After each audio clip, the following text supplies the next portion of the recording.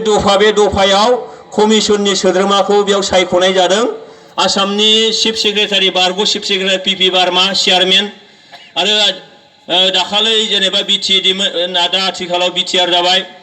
बिनि एडमिनिस्ट्रेटर बिथाङा मेम्बार आरो दुलाराय बर' फरायसा आफादनिफ्राय आंखौ मेम्बार होबाय आरो सासे समाज सिबियारि दालिम बायन बिथांखौ मेम्बार खालामदों आरो आसाम सरकारनिफ्राय सासे अफिसार सेक्रेटारि मेम्बार हिसाबै लाखिनाय जादों। गासै 7 सोद्रोमानि बे कमिटि जागोन।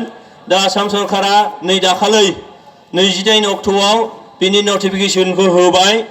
माने डिक्लेयार खालामबाय कमिटिखौ। दा दाखालै 28 तारिखनिफ्रायनो फैगौ 6 मासनि गेजेराव 6 दाननि गेजेराव जोङो बे मोनथाम खामानिखौ मावनानै होनांगौ। दा दिनैनि तारिखसिमाव जोङो दासिमबो कमिसना मेल जिरायनो मोननाय जायाखै। दा बे मेल जिरायखांनायनि उनाव जोङो बोरैहाय आवगायगोन बिनि रड मेप निश्चय खालामगोन। दा बे जायोब्ला दिनै नोंथांमोननि खाथियावबो हयथ' जोङो आरोबाव फैफिननांगोन। दा बेनिखायनो मानगोनां रायजो नोंथांमोन दिनै गोबांनियाव कुइसन सिखारदों जे बे सनितपुर आरो बिश्वनाथ जिल्लाया बे कमिसननि गेजेरजों हाबगोन ना हाबा। नै दाखालै बरफुखुरियाव बै माने मा होनो बे गहपुरनि बरफुखुरियाव मेल जादोंमोन मैया, दाखालि नङा मैया। दा बेयावबो बिथांमोना कुइसन खालामदों जे नैबे कमिसना सनितपुर आरो बिश्वनाथ जिल्लाखौ बिटिआरआव सोसननो हागोन ना हाया। दा बाव जेबो डाउट लानांगौ बायदि आं सानाखै मानगोनां रायजो राजाफोर। मानोना दहाय बुंखाबाय बै नोङो मोनब्रै जिल्लानि सानजाहा थानाय माजबादनिफ्राय लानानै एखेबारे हलंगिसिम राजा लामा, जाय राजा लामाया जोंनि लेजेन्डारि बर' राजा गोदो गोदायनि बान राजानि मुङाव बानासुर मुङै बे राजा लामा जागोन। आरो बिनि अनगायैबो दिनै जों नोंथांमोना नायदो दिनैहाय आसाम सरकार भारत सरकारा दाखालै आसामनि चिफ मिनिस्टार, आसामनिनो फाइनान्स, एडुकेशन आरो हेल्थ मिनिस्टार मानगोनां बिथां डक्टर हिमन्त बिश्व शर्माखौ नैबे सेप्तेम्बर दाननि 20 अक्ट'आव दिल्लीयाव लेंलांनानै अमित शाह हम मिनिस्टार बिथाङा बिथोन हरदों जे दानसेनि गेजेराव गासैबो दफाफोरखौ मावफुंजोबनांगौ। जाय दफाफोरखौ दिनै बिटिएडिआव नोङो कड अफ कन्डाक्ट सोलिबाय थादों दिनैहाय मडेल कड अफ कन्डाक्ट, अब्लाबो मावनो हानाय रोखोमै बेखौ खालामनांगौ। आरो थिग बेबायदिनो दिनै कमिसनखौ दानानै होबाय। बेबायदिनो नोंथांमोना मोनथिबाय दाखालै नोङो टिचार्स डे खालि दिनै बर' मिडियाम आरो आदार ट्राइबेल लेंगुवेजेसनि थाखाय सेपारेट डाइरेक्टरेट बेखौ फुल फ्लेजेड महर होनाय जाबाय। बर' रावा आसामनि लोगो सरकारि राव जागोन। बेखौ दिनै मास मोनसेनि गेजेराव अर्डिनेन्सनि गेजेरजों बेखौ फोसावनाय जागोन होननानै बुंनाय जाबाय। BKWSC जायनाखि दाखालै सेप्तेम्बर दाननि 3 अक्ट'आव आसाम एसेम्ब्लिनि सानब्रैनि थाखाय जे एसेम्ब्लि जिरायदों बे एसेम्ब्लियाव बे बारनांगौमोन, नाथाय बेखौ बारहोआखिसै। दिनै नाथाय बे दाखालै बे मास मोनसेनि गेजेराव मावफुंनांगौ होनदों। दिनै आसाम सरकारा बेखौ मावफुंगोन। जों मिथिनायाव बे मास मोनसेनि गेजेराव बेबो अर्डिनेन्सनि गेजेरजों मावफुंजागोन। दा बेनिखायनो मानगोनां रायजोफोर बे सनितपुर आरो बिश्वनाथ जिल्लानि जोंनि आइ आफाफ्रा थांनाय गोलाव सम नोंथांमोना नाय बिएसि सुक्तिया 93 आव जादोंमोन। बोसोरथाम बेखौ बिएसि बासिफ्रा उपभोग खालामदों। बिनि थावनाय थावैखौ बिथांमोना टेस्टखौ लानो हादों। बिनि उनाव 96निफ्राय सोमावसारनाया जाफिनदों। 2003 आव सुक्ति जाबाय। दिनै 2003निफ्राय बिटिसि सुक्तिया दिनै 17 बोसोर जाबाय। सिगांनि 3 बोसोर, आथिखालनि 17 बोसोर, गासै 20 बोसोर। बे 20 बोसोरा नोंथांमोना डिप्राइभ जाबोबाय। अदेबानि नोंथांमोनहा हरैहाय सोमावसारदों बड'लेण्ड बिनानै, एनडिबिआ सोमावसारदों, एबसुआ सोमावसारदों, गुबुन गुबुन आफाद गौथुमफ्रा सोमावसारदों। नोंथांमोना खुनु दुखु जारला खस्थ' गासैखौबो बाद होनानै नोंथांमोना सोमावसारनायाव बाहागो लादों। हरैहाय जोंना मोनब्रै जिल्लानि माखासे दैदेनगिरिफ्रा आलादा रायजो नाङा होनदों, आलादा रायजो मोना होनदों, माबा होनदों, जेबो जाया होनदों। बे मोनब्रै जिल्लानिखौनो फोजौनानै माबा माबि खालामनांगौ होनदों। नाथाय नोंथांमोना ओरैहाय सोमावसारोबा नोंथांमोना खुनु मेंनाय गैया, बानाय गैया, नोंथांमोना सोमावसारदों। आरो सोमावसारनाय मुंख्लंनि बिनिमयाव दिनैहाय दानि प्रमद बर' दैदेननाय दुलाराय बर' फरायसा आफाद बे 3थि जेनेरेसना जोङो जेब्लाबो सिन्था खालामबाय थादोंमोन। मानोना सनितपुर बिश्वनाथ जिल्ला जाय बे मोननै जिल्लायाव नोङो प्राय हाजारफ्राम सुबुंफ्रा दिनै एनडिबिनि सोमावसारनायाव, एबसुनि सोमावसारनायाव गुबुन गुबुन रोखोमै सोमावसारनायाव मुंख्लं जादों आरो जोंनि रायजो राजाफ्रा गोदोनासे खखाबसे नोंथांमोना दुखु जारला खस्थ'आव गोग्लैनांदों दिनैबो हाजार हाजार मानसिया बेंगुरा जानानै दं हाजार हाजार मानसिया बै समाव न' बां सावजादों हाजार हाजार मानसिया बुथारजादों हाजार हाजार मानसिया दिनै जेलाव जोबजानानै दोनजादों आरो दिनै हाजार मानसिनियाव दिनैबो केसा दिनैबो जोबाखै बिएसि सुक्ति जाबाय केसा जोबनांगौमोन जोबाखै बिटिसि सुक्ति जाबाय केसा जोबनांगौमोन जोबाखै दिनै बिटिआर सुक्ति जाबाय बे बिटिआर सुक्तिनि गेजेरजों बै नोङो 1987 मायथाइनिफ्राय सोमावसारनाय एनडिएफबि 1986 मायथाइनिफ्राय सोमावसारनाय बे केसफ्रा दिनै नैबे थामथि बर' गोजोन गोरोबथानि गेजेरजों जोबनांगोन बिनि थाखाय दिनै हाबा मावबाय थानाय जादों दिनै आसाम सरकारा भारत सरकारा बिथांमोना थांनाय जुन दाननि 22 तारिखआवनो बे केसफोरखौ बोखांनांगौ एनडिएफबिनि जोहोलावफोरा बिथांमोना थांनानै थानायनि राहा लामा मोननांगौ बिथांमोनखौ नोङो साख्रियाव सोनांगौ आर्मि पेरामिलिटारियाव बे हाबाफारिया दिनैहाय जागासिनो दङ गोबिन्द हानजानि गाहाय नेहाथारि मानगोनां बिथां नोङो आइ डमिनिकआ बे हाबाफारिखौ दायित्वखौ लानानै बिथाङा बेखौ खामानिखौ मावगासिनो दङ बेयाव खुनु एनडिएफबिनि उमुक हानजा थुमुक हानजा होननायनि बाथ्रा गैया बर' फिसा हिसाबै गासैनिबो केसफोरा बेयाव जोबनांगोन बेखौ खामानिखौ मावबाय थानाय जादों दिनै आसाम सरकारनिफ्राय दाना होनाय बै नोङो कमिटिया बिथांमोननि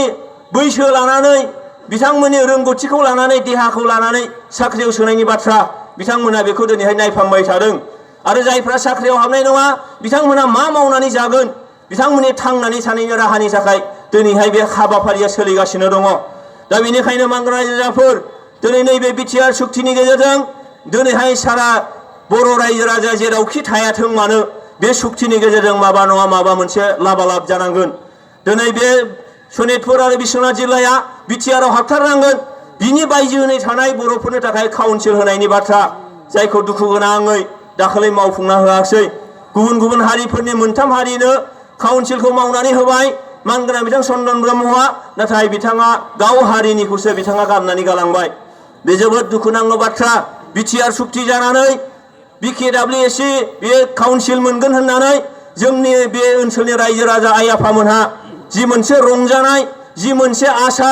बेखौ बेसेबांबा बिथांमोना लादोंमोन नाथाय मा रंजानाया जोबियावनो मिनि खैरिनाया जोबियावनो आरोबाव दिनैहाय बायजोनि बर'फोरनि जे काउन्सिलनि बाथ्रा बेखौ दिनै बिथांमोनहा मा आरोबाव मेगनाव मोदै लानानै होफैबाय दिनै नोंथांमोनखौबो बुंदों जे मानगोनां रायजोफोर सनितपुर आरो बिश्वनाथ जिल्लाखौ दाननानै लांनानै जुदि काउन्सिलाव सोनो मोनोमोनबा बे माने बर' कसारि वेलफेयार अट'नमास काउन्सिलखौ बानायनानै होगौमोननो दा दिनै सुक्तियाव दङ बे ओरै हाबथारनांगौ आसाम सरकार भारत सरकारा दिनै बुंबाय थादों सुक्तियाव जि लिरनाय दङ दफायाव जि लिरनाय दङ जायखौ एग्रिड पइन्टआव फैबा इन प्रिन्सिपल बेखौ खुनु थाबथानाय गैयाजासे मावनांगौ दिनै भारत सरकारा पजिटिभ हम मिनिस्टारा पजिटिभ प्राइम मिनिस्टारा पजिटिभ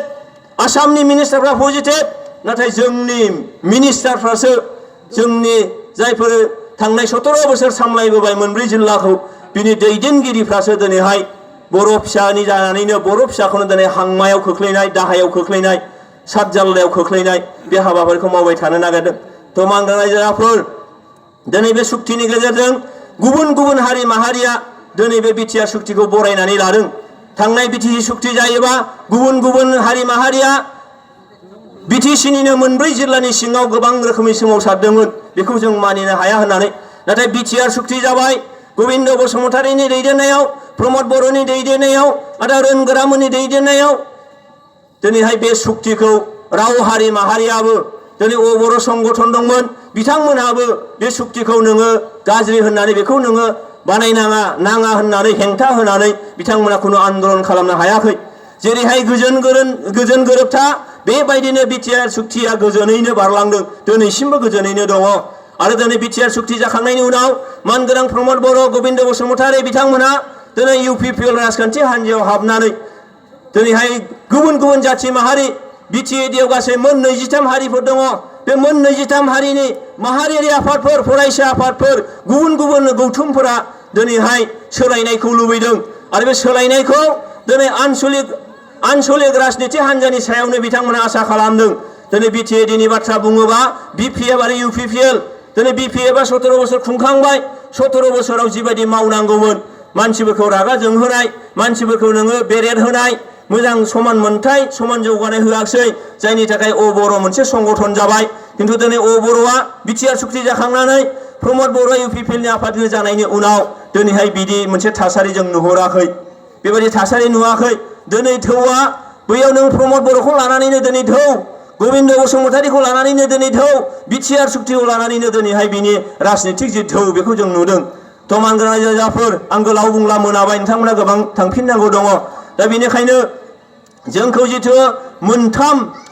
दायित्व होनाय जादों बे कमिसनाव आरो बे कमिसनखौ ओरैबायदि बुंखानाय जादों एज डिमान्डेड बाय दा बड' अर्गेनाइजेसन होननानैसो बुंखानाय जादों बे कमिसनखौ दानाया एज डिमान्डेड बाय दा बड' अर्गेनाइजेसन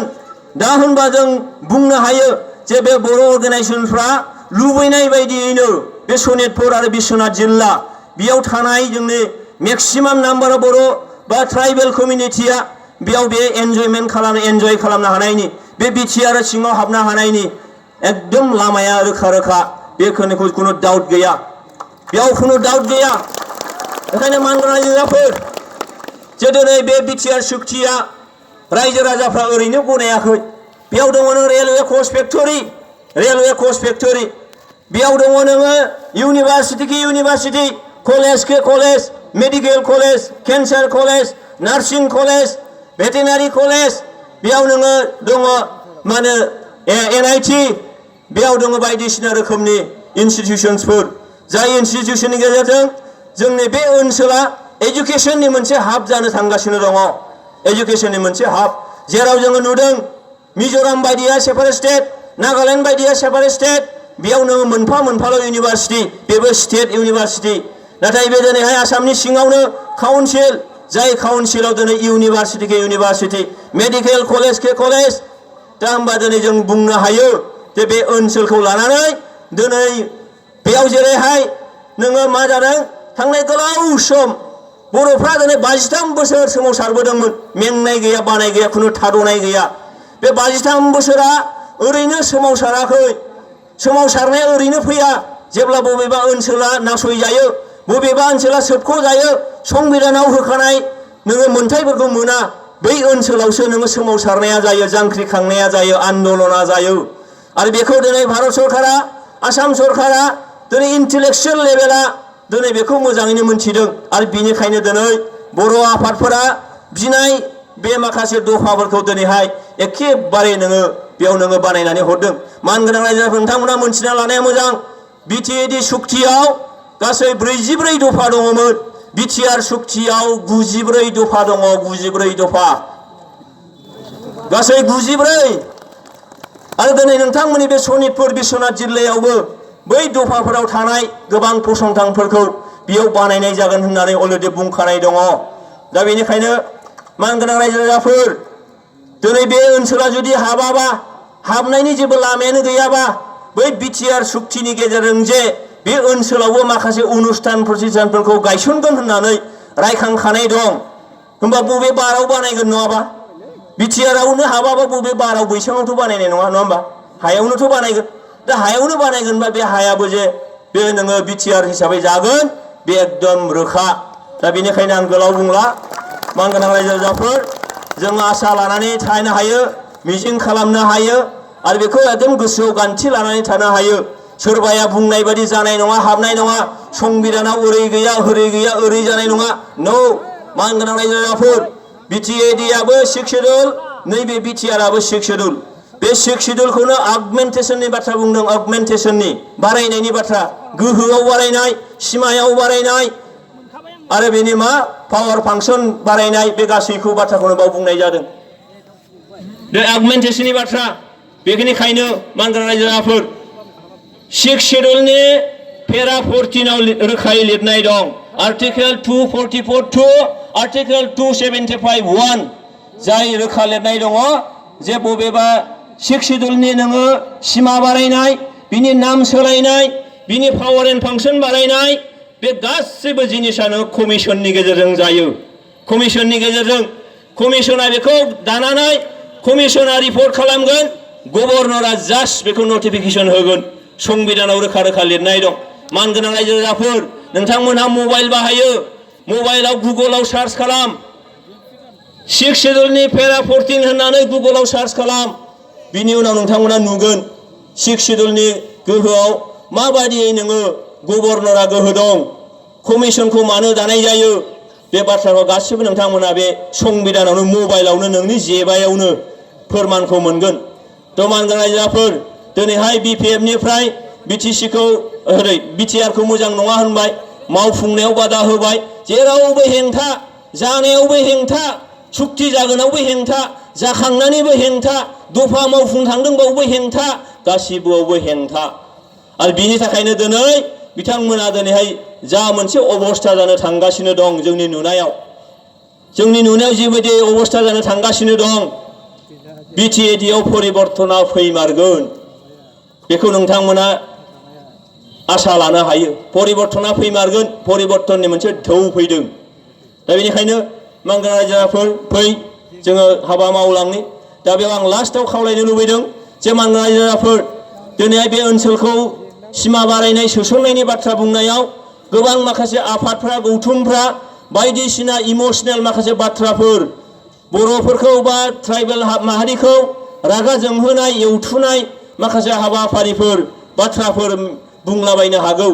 दा मानगोनां रायजोफोर नोंथांमोना काउन्टार होनो हागौ होननानै सिदा सिदि काउन्टार खालामनाय बुंनो हागौ होननानै जानला मानला बुंफिननाय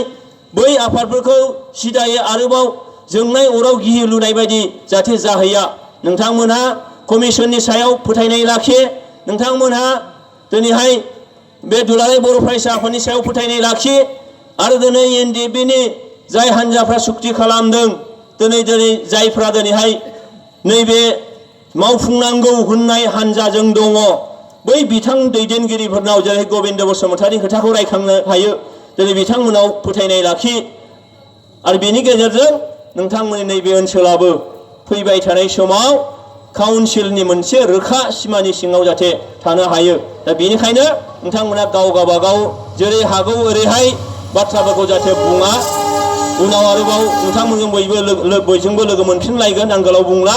मोनाबाय नोंथाङा थांफिननांगौ दा बेनिखायनो फैबाय थानाय समा जोंनिनो सम जागोन नोंनिनो सम जागोन जोंनि फिसा फिसौनि सम जागोन फिसा फिसौनि इयुननि सम जागोन मुंख्लंफोरनि बावसोमनायनि बेयो फिथाइ जागोन जोंनि आइ आफा